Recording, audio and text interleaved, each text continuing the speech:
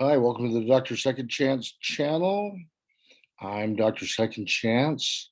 I'm a licensed physician in long-term recovery from alcohol use disorder and substance use disorder. I'm a recovery coach, and I'm putting up some videos that I hope have some information that'll help you.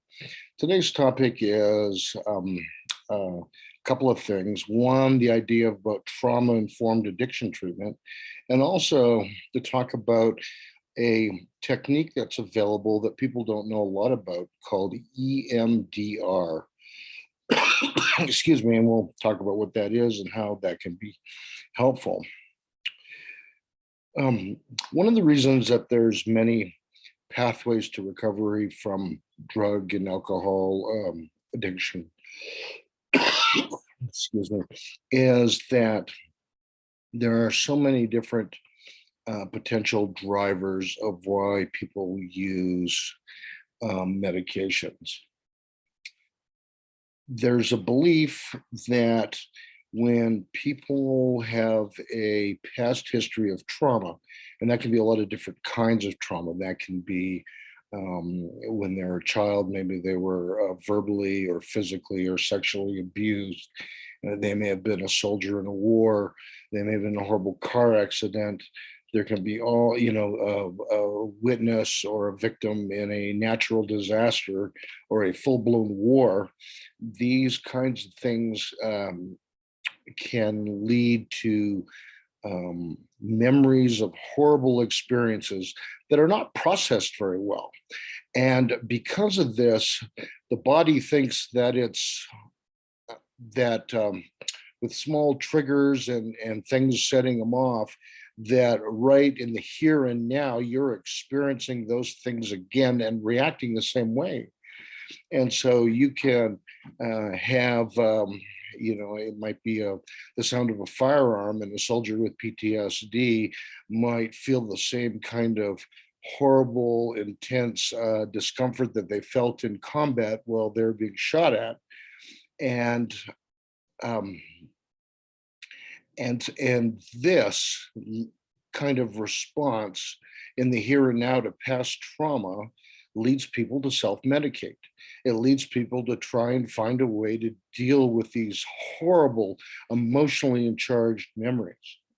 And unless a person deals with those, the likelihood of recovering from a drug or alcohol problem goes way, way down, because you really have to deal with the root of what's driving the urge to self-medicate. So enter EMDR, which stands for eye movement desensitization and reprocessing. That's a mouthful. And basically, it's a very interesting way that the brain can store a horrible memory with all the associated emotional intensity that comes with it. And you can think of it this way: if you have a really horrible memory that leads to really profound emotional feelings, as you go through the EMDR process, the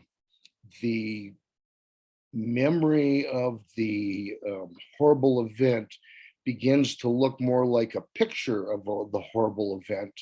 And then it becomes a little more blurry, and it becomes a little more distant, and the feelings that go with it are significantly reduced.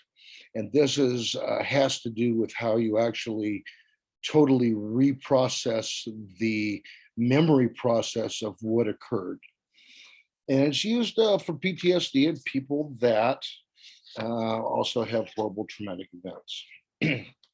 And so, again, and I can't stress it enough, when you have the nightmares and the flashbacks and the feelings of trauma happening again, this EMDR is a way to reprocess it.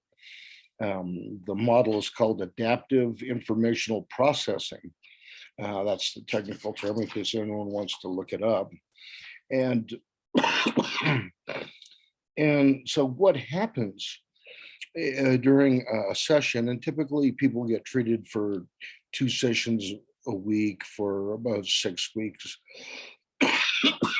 You're actually watching a light and you're or a light wand, and you're following it with your eyes back and forth, and this actually changes neurocircuitry in the brain, including turning down the how vigorously a part of the brain called the amygdala fires. And so what the therapist will do is say, okay, think about an unpleasant memory that you want to work on. And then you were there watching the light go back and forth, or a light wand, or their finger, or sometimes you alternately tap. But because this stimulates both sides of the brain simultaneously, it activates a series of pathways that basically cause some inhibition in the area called the amygdala, which is the area that's primarily associated with fear response in humans. So EMDR, I used it for some horrible childhood trauma experiences that I had to process to get well. And it's another tool. Maybe you've heard of it, maybe you haven't. Check it out, EMDR. I'm not promoting any one practice or anything like that. I have no financial disclosures. I just want you to check it out. It might be something that can help you. We'll see you next time. Please subscribe to the channel. Bye.